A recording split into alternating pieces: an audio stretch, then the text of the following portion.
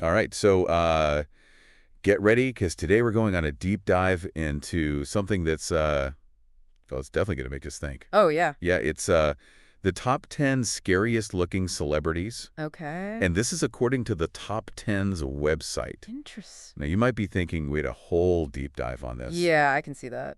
But trust me, this is, it's really interesting once we start unpacking what puts certain celebrities on this list, you know, Mm-hmm.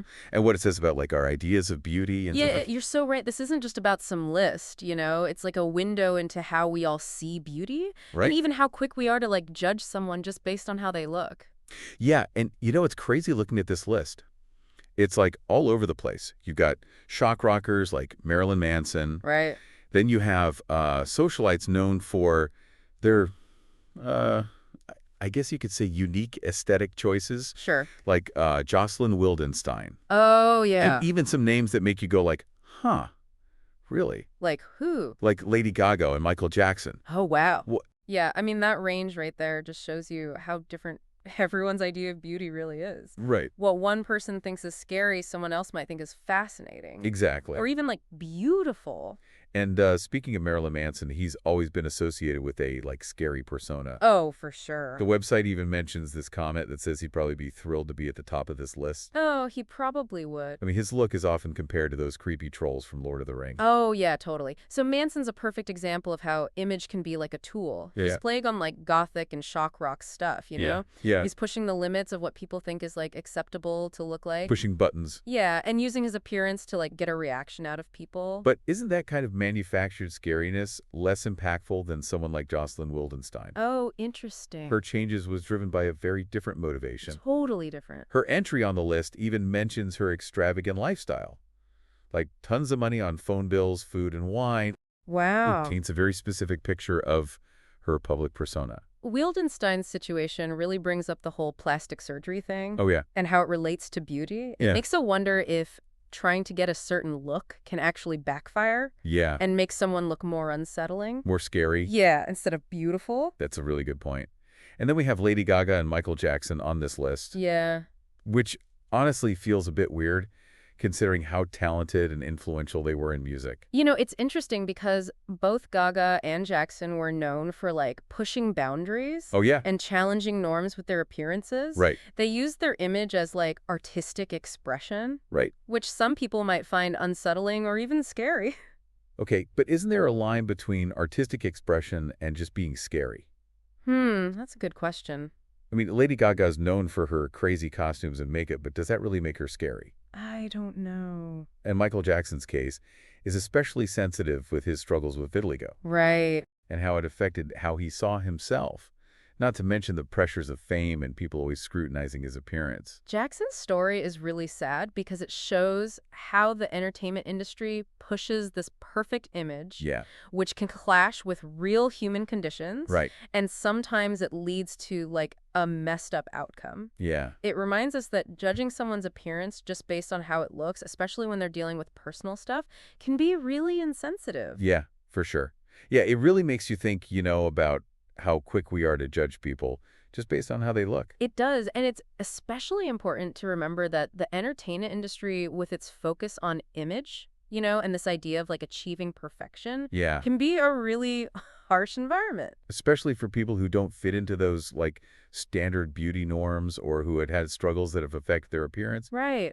It's like we forget that celebrities are real people, too. Exactly. But I don't want to just like list off every name, Yeah. but a few others really caught my eye. Oh, but like who? Well, we've got Aubrey Plaza, Beyoncé, Mariah Carey, Donatella Versace, and John Oliver.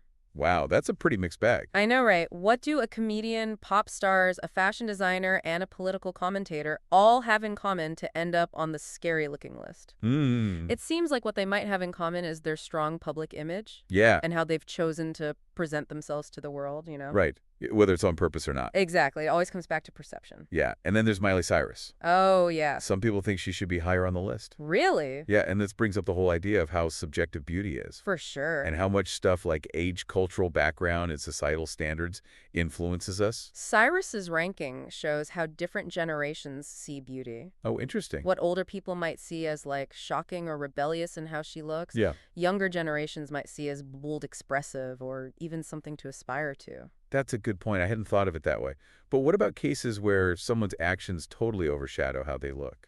Oh, I see what you mean. Like with Jimmy Savile. Before we go any further, we have to acknowledge the very serious and disturbing allegations against him Yeah, of course. We can't ignore that. involving sexual abuse. Absolutely. It's so important to recognize those allegations and how they've affected how people see Savile. Yeah, especially considering they came out after he died. Right. The comments on the website really show how those accusations changed everything. How so? What might have seemed like harmless eccentricity or just an unusual appearance Yeah. suddenly became something creepy and unsettling because of what he did. Savile's case, while extreme and really troubling, shows how actions can completely change how we see someone. Right.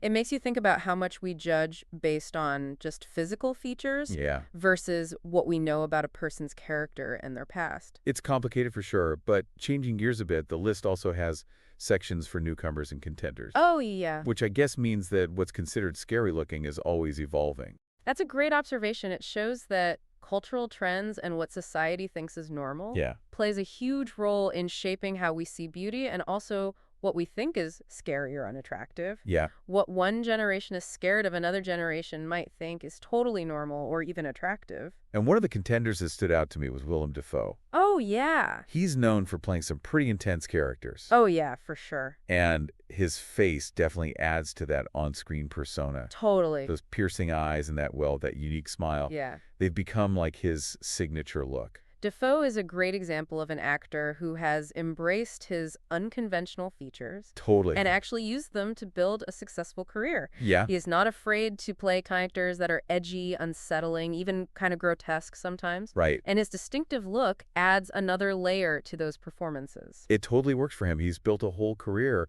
on being, how should I say, memorably unconventional. I like that. It just shows that what some people might think is scary looking Right. can actually be a really powerful asset in the right situation.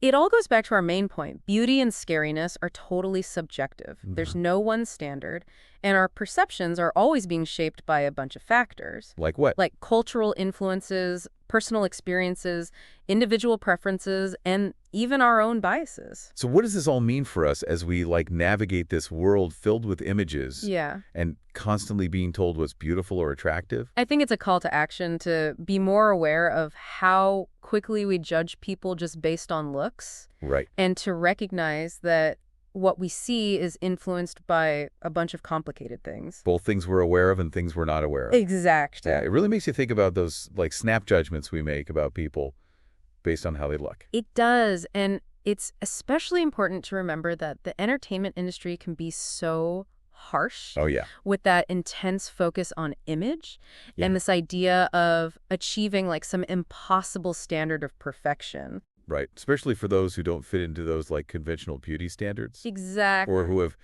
had struggles that affected their appearance. Right. It's like we forget that celebrities are real people too. Yeah, they are. So as we wrap up this deep dive into this admittedly quirky list of scariest looking celebrities, what's the big takeaway here? The big takeaway, for me, it's that beauty really is in the eye of the beholder. Yeah. This whole list just shows that what one person finds scary, another might find intriguing or even beautiful. Right. Trying to define what's universally scary or beautiful is impossible. Yeah, it really is. And beyond just realizing that it's all subjective, Mm-hmm.